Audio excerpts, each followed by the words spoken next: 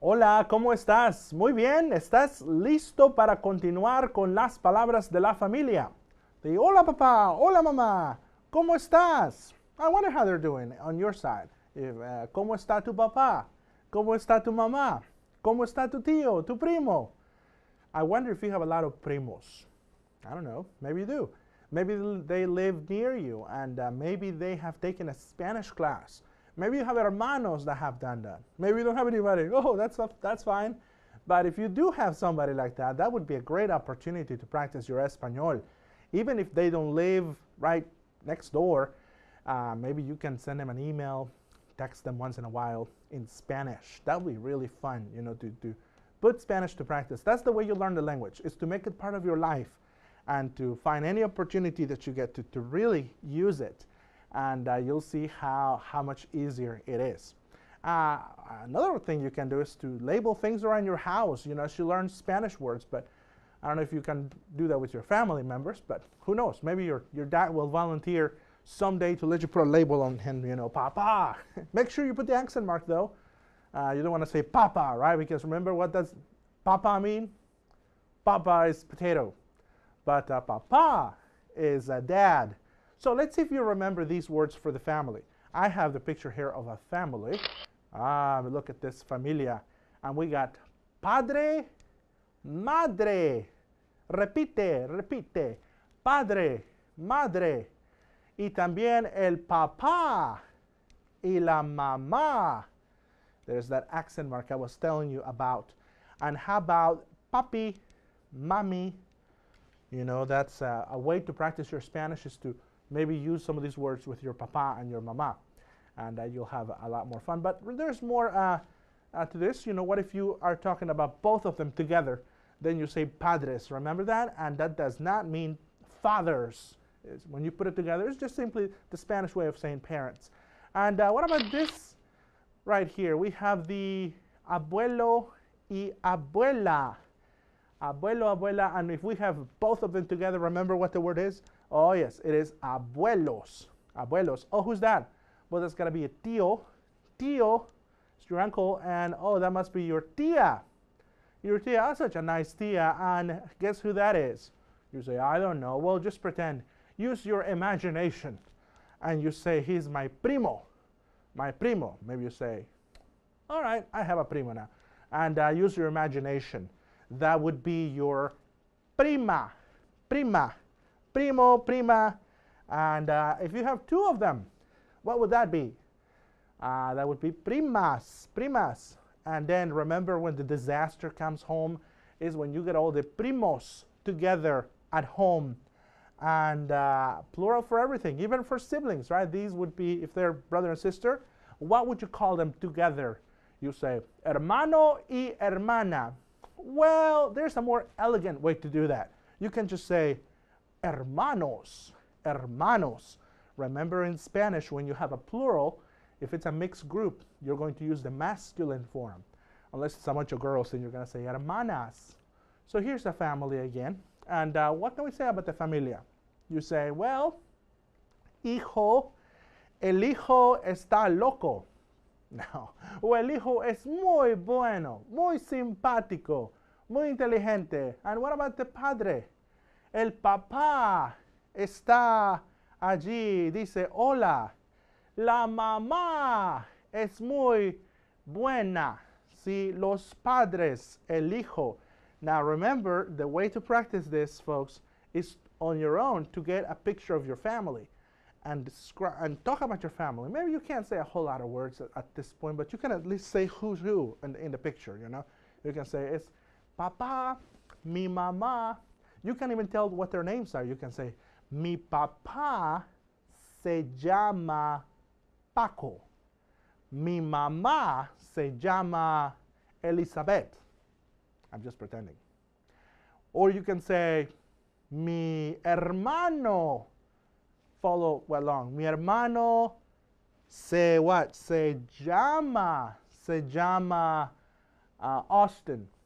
See? Mi hermanito, mi hermana, maybe you have a sister. Mi hermana se llama maybe Elizabeth, just like your mama. Maybe Palmira, Spanish name.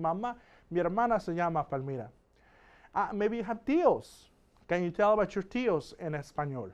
Mi tío se llama Benjamín, Rubén, Pedro. Mis tías, mis primos. Now I understand some of you have so many of them. You know that it would be a great endeavor to be able to name them all in Spanish. But if you want to practice your Espanol, take out that picture album and see if you can name everyone. And maybe the Spanish part will be the easy part. Remember, know the names, maybe the more difficult part. But you can even talk about relationships. Look at this picture here. Look at these two hermanas. There's Laura y Lea.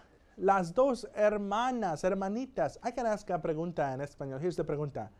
¿Quiénes son las hermanas? ¿Quién is asking who, but here we have a plural of this. So we're saying, ¿quiénes? Who are they? Who are those hermanas?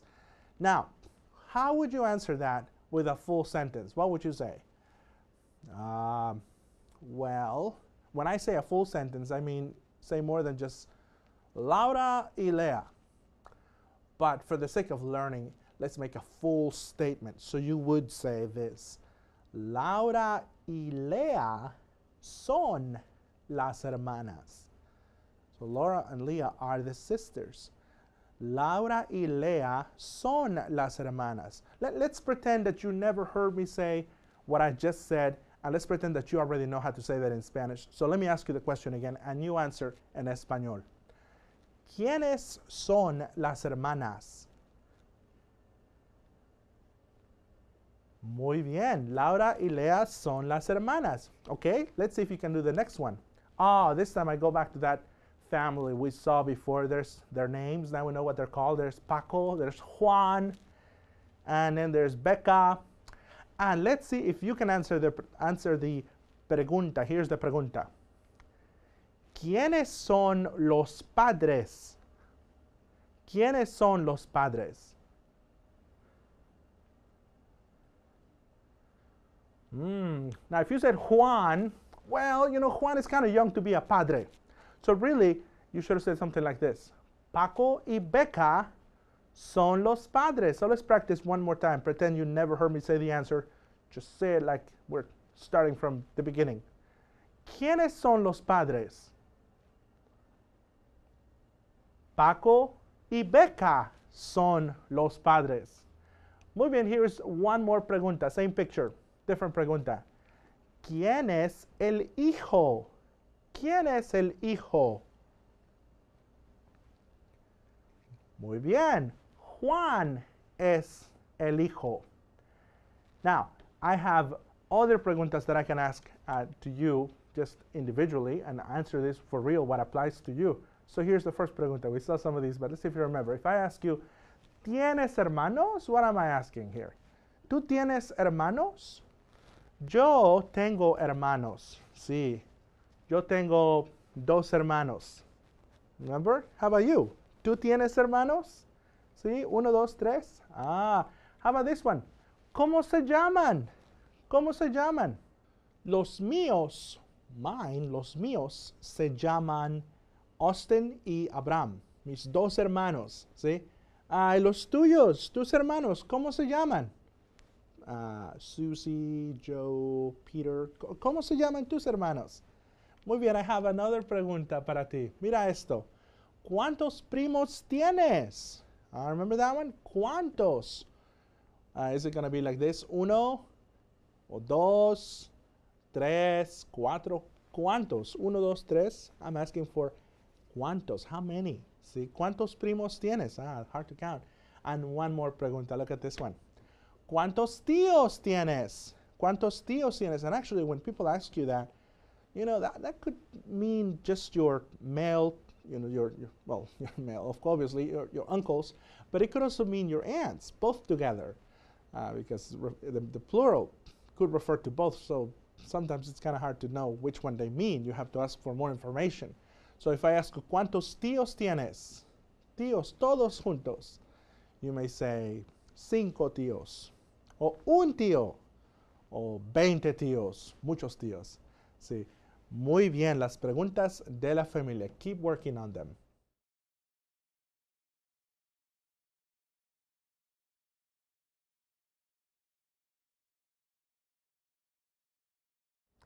Ready to learn some vocabulary? Well, whether you are at school or at home, you will want to find every opportunity you can to practice your Spanish. And what better place to do this than when you're doing school? Whether you're in the classroom or homeschooling, you will want to make sure that you know a lot of these school words, a lot of these things that you have with you all the time. So grab things that you have next to you. Maybe you have one of these next to you. What is this called? This is called lápiz. Repite, lápiz. Tú escribes con el lápiz, ¿sí? Y también tengo un libro. Oh, tengo un libro muy bueno. El libro de fútbol. Me gusta leer el libro, ¿sí? ¿Tú tienes libros? ¿Muchos libros? Sí, tengo otra palabra. Now, maybe you don't use one of these. Maybe at a school or a church, you'll have one of these things, you know. Es un borrador. Borrador, ¿sí? Borrador. Repite. Borrador. Borrador. Difficult. We'll work on that one. We'll work on that one. How about this one? Una tiza. Tiza. ¿Qué es la tiza? Well, it's these things that to write on the pizarra, and then after you write on the pizarra, you use a borrador. Although maybe you have a different kind of tiza. Maybe you don't have a tiza. Maybe you have a plumón, which is like a marker. Okay, so muchas palabras de la escuela, but there are many other palabras. Take a look at this palabra. La puerta. I know your casa also has a lot of puertas, but definitely schools should have puertas, right? It's the door. La puerta. Repite. Puerta. Here's another one. Una ventana. Una ventana. Are there any ventanas near you? Hopefully so. Then you can say the ventana every time you see that. Say ventana. Here's another one. Un estudiante. Maybe that reminds you of you sitting there learning Español.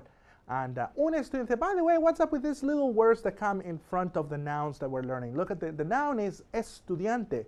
But what's up with the little word un? Well, un is just telling us that he is a student. A student. It is the indefinite article. Un estudiante. Now look at the next palabra. If it's a girl, we're going to say una estudiante. See, that's a un estudiante for chicos, una estudiante for chicas. And let's talk about another thing. What about a classroom? What about a word for a classroom? Well, there's two words. One is un aula and un salón. And what about the word for a desk inside the salón? Well, that would be un pupitre. Now, go back and look at these palabras. Notice that they do have an article. They do have the word un. Just like the one we saw before. With a girl, it was una. With a guy, it was un. So, guy, girl, una. But what about things? Are you going to use un? Well, yes. Un aula. That's the word for a classroom.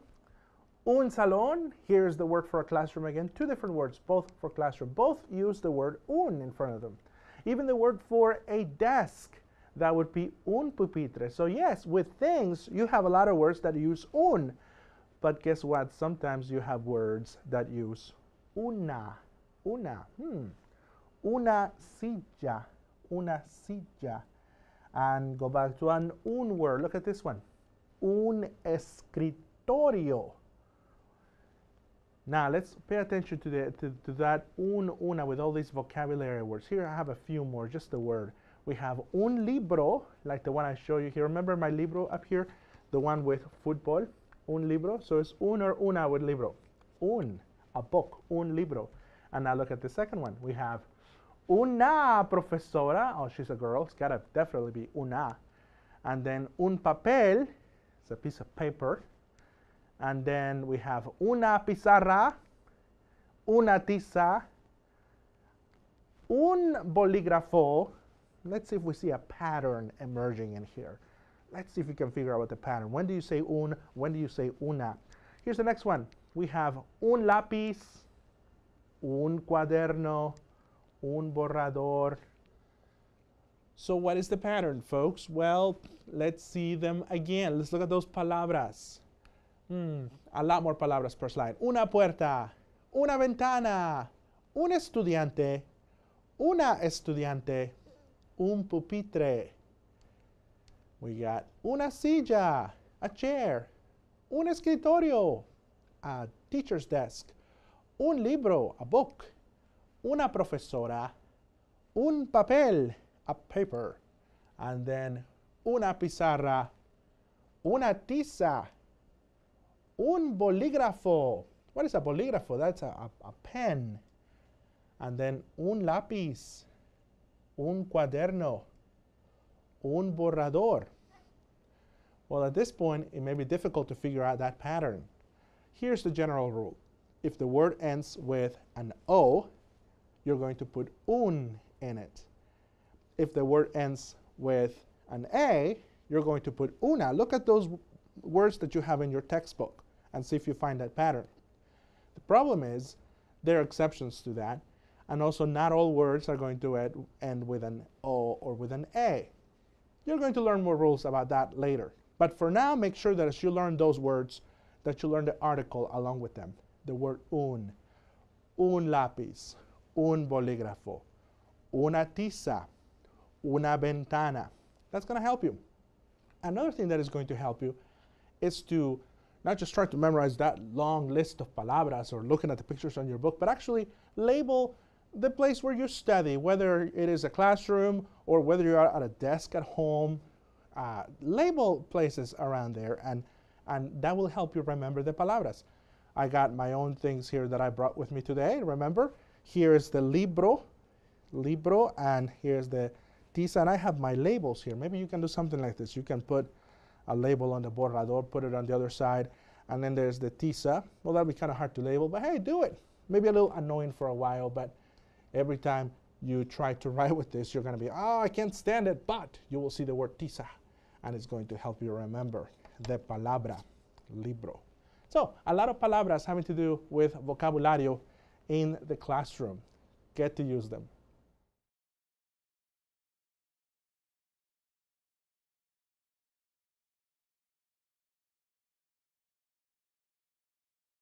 Let's see whether you know the names of the following objects. Write the number of the word you hear next to the appropriate picture. The model is marked for you. Modelo. You hear una silla. You mark the picture as shown. Let's begin. Número 1. Un bolígrafo.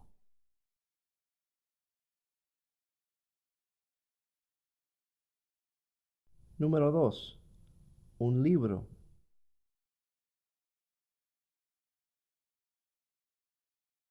Número 3. Un estudiante.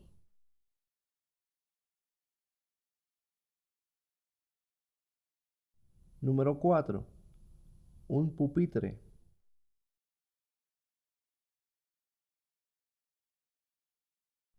Número 5. Una puerta.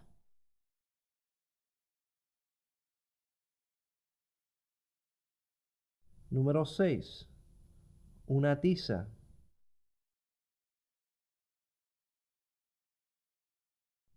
Número 7. Una pizarra.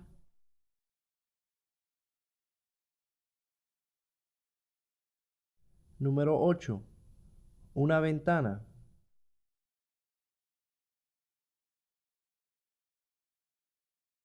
Número 9. Un lápiz.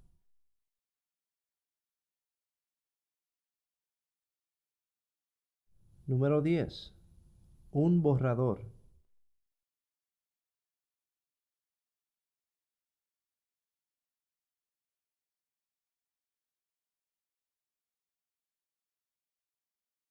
Muy bien. Well, for this part of the class today, I recruited some voluntarios, some volunteers. ¿Cómo están? Muy bien. No español?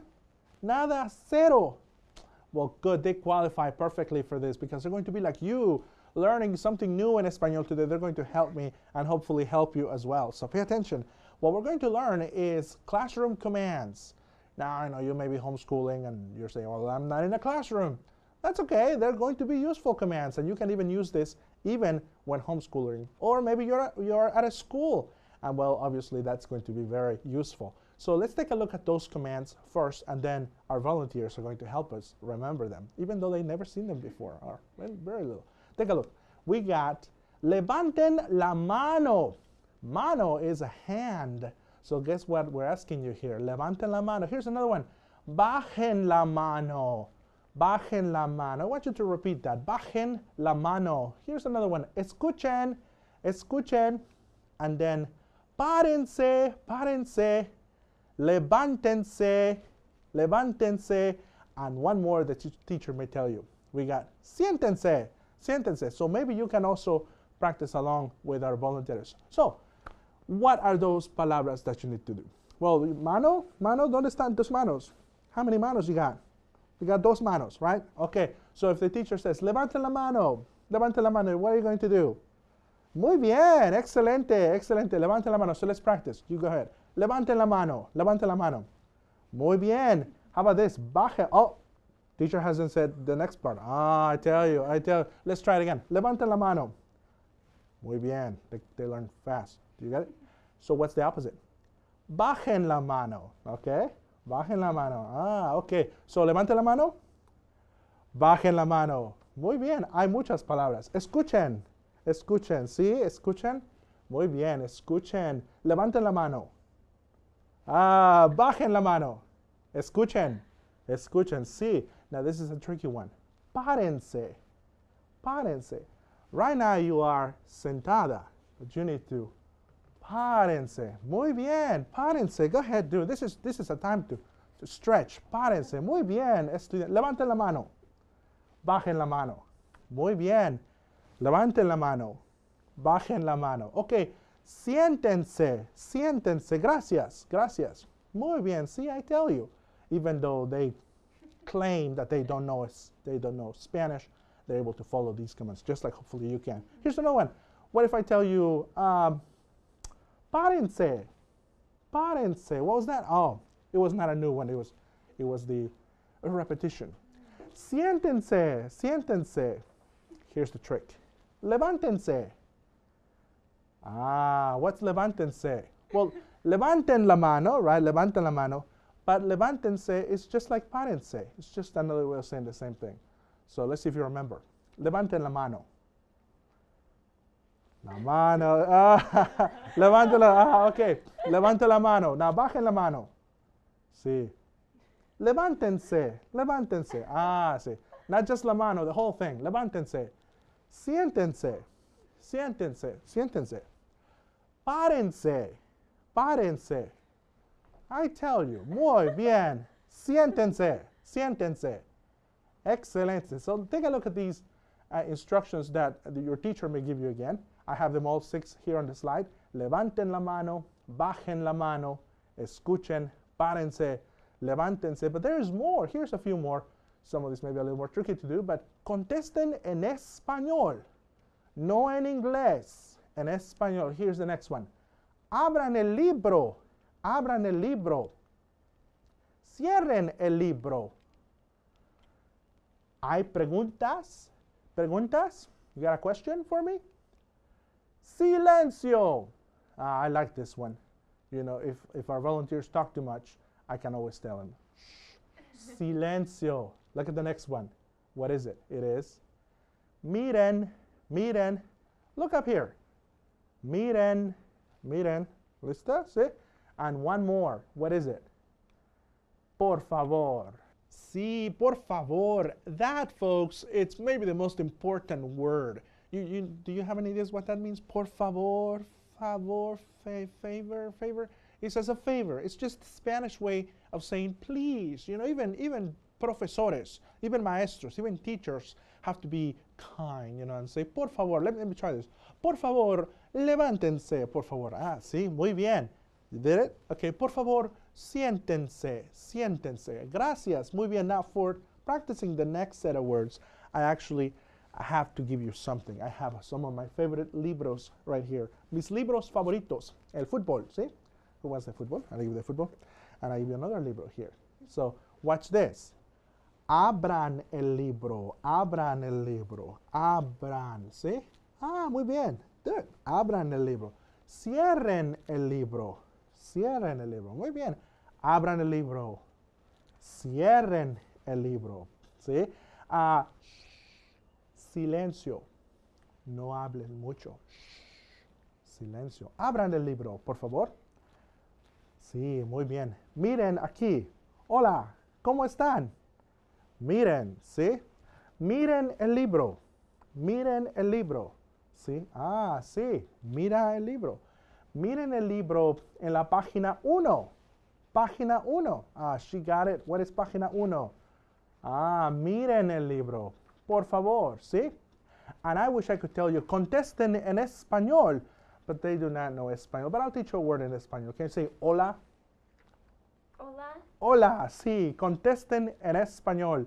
And they know some español just as you do. So what are these commands that you need to know? These teacher commands. Practice them. It's the easiest way to learn them is to put them to practice. Let me show them to you again. Take a look. First, we have levanten la mano, bajen la mano, escuchen, párense, levántense, siéntense. And then we have a few more, a little more complex. I like this one. This is my favorite one. Contesten en español. Muy bien. Here's another palabra. Oh, remember this one? Abran el libro. Can you do that? Abran el libro. Ah, they still remember abran el libro. And what is the opposite? The opposite is cierren el libro. Muy bien. Cierren el libro. Here's another one. Hay preguntas. We haven't seen this a whole lot, but I wonder if you know. Do you have an idea about that? Hay preguntas. You know, teacher says preguntas. ¿Sí? Preguntas? No? You got it? They got español perfecto. They know it well now. Here's another one. What about la palabra silencio? Shh. If they talk too much, you say what? Shh. Are you talking right now over there? Shh. Silencio. No hables inglés, español, japonés, nada. Oh, aquí hay otro. Miren, miren, aquí, miren. Yuhu. Miren, ¿sí? Miren. Y uno más, what is that last one? The one where every teacher should say what? Por favor. Por favor. Please. So let's see if you remember. Let's do a little Simón dice. You know who Simón is? Simón dice? Simon? Simón? Okay, Simón dice, levántense. Levántense. Ah, muy bien, muy bien. They remember. A little hard. They really don't know these words for real. They're learning them just with you, for real. This is not stage. This is the real thing. Okay, Simón dice, siéntense. Muy bien, siéntense. Muy bien. Levanten la mano. Levanten la mano. The problem is Simón no dice, right? Got you with Simón no dice. Bajen la mano. Bajen la mano. Well, you already have your manos abajo. Simón dice adiós.